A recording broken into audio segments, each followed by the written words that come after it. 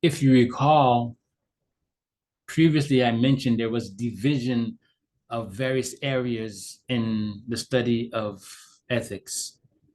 I talked about method ethics, I talked about normative ethics, and I talked about applied ethics.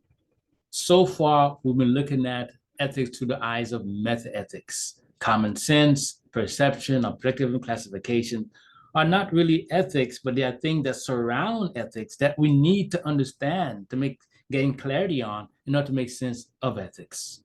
Okay, and they are important because they are structural. Now we're moving to normative ethics, which are looking at the theories. And later we'll come back, look at applied ethics, right?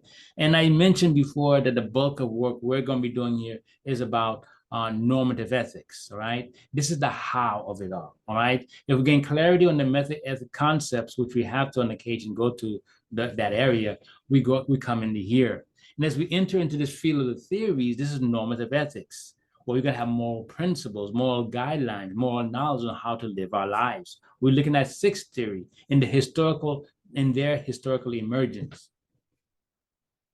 Socrates, Aristotle, and David Hume are classified as virtue ethicists. Immanuel Kant is a deontologist. John Stuart Mill is a consequentialist, and ethical egoism is a consequential theory. Note that ethical egoism does not have an author. I am going to be defending my version of this theory, this classical theory.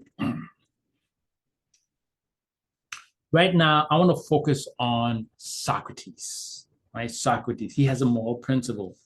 Socrates is unique. He's called the father of philosophy. I will highly recommend you go into the Internet Encyclopedia of Philosophy and read a little bit about the life of Socrates. In fact, you should be reading a little bit about the life of Aristotle, David Hume, Immanuel Kant, John Stuart Mill. Okay, even you can look up ethical ego, look a little bit of his history.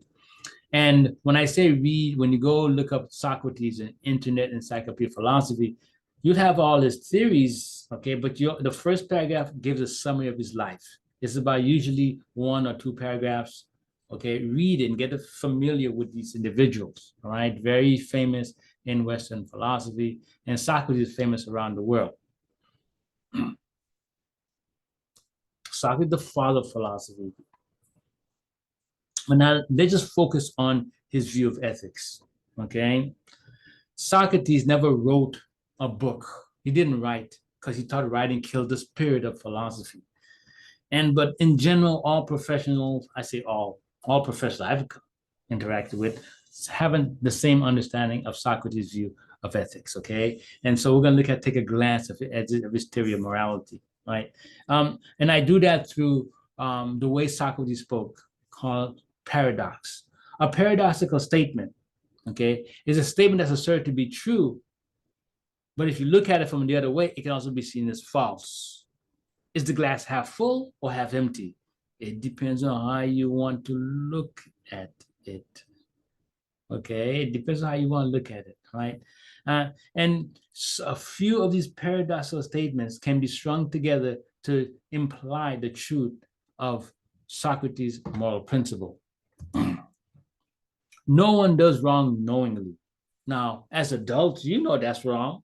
When people do wrong, we know they know what they're doing and they're doing it wrong. So they know what they're doing. So how can Socrates, seeing the father of philosophy, a wise man, okay, that's what know the absolute, be promoting this kind of stuff, which is like a contract.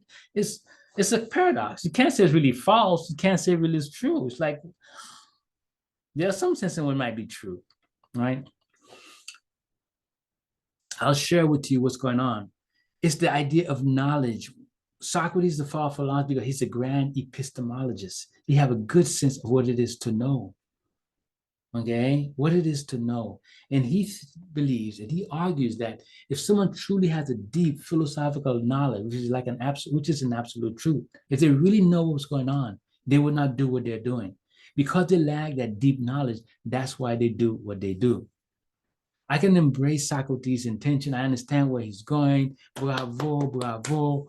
But there is a slight problem with his definition in the sense that he's presupposing free will is an action. Socrates, being the father of philosophy, is pursuing philosophical knowledge to live a better life. Once you're doing that, of course, the more you know, the more you'll act. All right. But someone who's not pursuing that, okay, could come to that grand knowledge, but they still have the free will.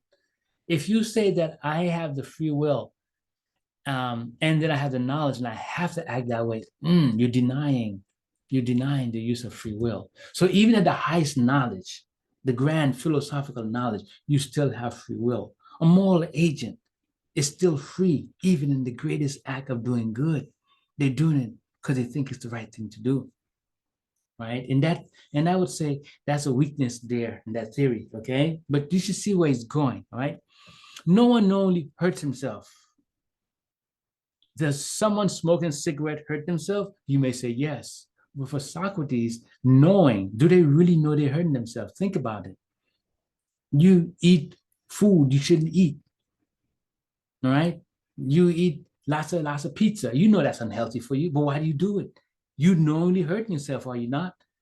And this is important. The strongest argument Socrates have to defend his view, I call it the health diet argument. The health argument. You wouldn't hurt yourself, you think, if you understood that. And the reason why the argument really works and the health argument really works is that when we are eating the pizza, deep inside, we are hurting ourselves and things like that. But we don't experience on the surface. It takes years and years for this thing to occur. Meanwhile, we're doing so many other things. We need an expert to tell us it's the pizza that's causing us the problem. Okay?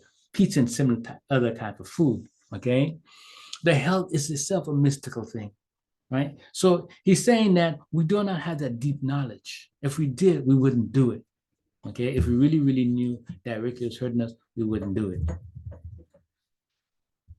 Again, it's a paradoxical statement because people say, yeah, Prof, I know it's bad to eat the pizza, but I gotta have me some pizza. I gotta have the pizza.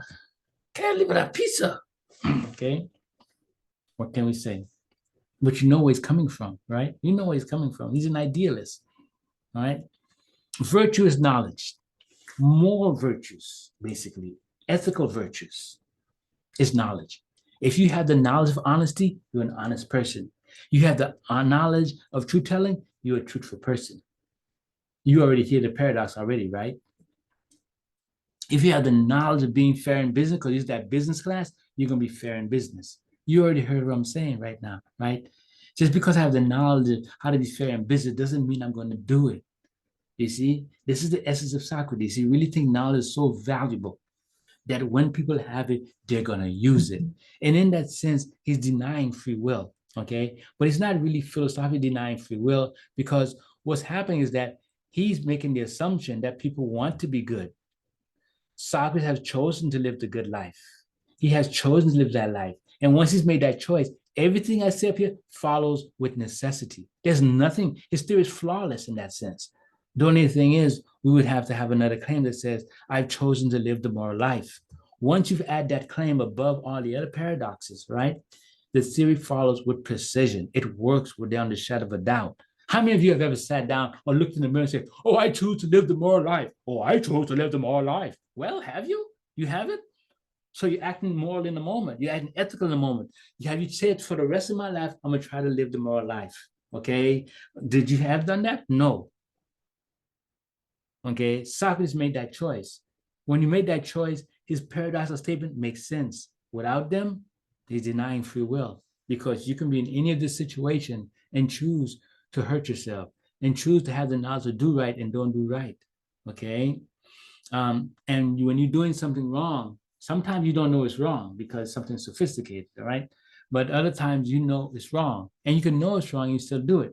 That's how immoral people work. An immoral person isn't someone who's acting from ignorance. They're doing what is wrong and they know it's wrong. That's how we define immorality, okay? Not someone who's acting from ignorance. Ignorance is not immorality. Ignorance is amoral. So his moral principle, moral rule of guiding us is this. If you made the assumption that you've chosen to live the moral life, it follows with necessity. One who has knowledge of morality. By knowledge, I mean knowledge of those values, that knowledge of honesty, knowledge of promise keeping, knowledge of truth telling. When you really know those things, you're going to act morally. The assumption here is that you chose to live the moral life, or at least you chose to act moral in that situation. In that sense, if that is if you've made that choice, the theory works. But if I want to criticize Socrates, this he doesn't clearly allow for free will and say you have to first make that choice. When he doesn't do that, and people are looking at this theory, they're gonna say, "Oh, this theory doesn't work." That is false. That theory does work. It doesn't work when you have chosen not to make that choice, or you don't want to make a choice for your whole life. I'm not talking about you directly listen to this, but any moral agent, if you haven't made that choice, no, right? It's not gonna work. It doesn't work. Okay. But if you made the choice, yes, it does work, right? Um, once and it does work. The only thing is now you have to overcome other characteristics you may have, right? So this is one way to be moral in the world. This is virtue ethics. How do you know someone is moral in Socrates' world? It's someone who is willing to act on their knowledge of morality. Okay, they're willing to act on that, right? I mean, the first case of that is when you are living with your parents. How did your parents raise you? They tell you what's right and wrong, and you follow it. If you begin to follow your parents' concept of right and wrong, you are living in the Socratic way. You're finding knowledge of right and wrong, how to treat other people, how to treat your other brothers and sisters. You following that, you're acting moral in the way Socrates is giving to you. The only thing is from the rise, from the expression of your parents to your independent philosophical understanding, you have to go back to what you've been taught by your parents and yourself look at them logically and see if you want to continue. When you've done that, you've made the Socratic move there. Okay, you follow me? So this is not, you make, some of them may criticize as being weak, but it's the foundation of all your upbringing. Your parents, your guardians give you knowledge of right and wrong. Because you can raise a child to be a thief, a liar, a cheat, a murderer in almost any way you want. Up to a certain level when their conscience emerges, psychology would say, and suddenly their inner self come out, okay, which may be different from how they're being conditioned, okay? You can raise them to do things for a certain while, but after a while, they can emerge with something that's different, all right? Because that's the way human psychology happen to be.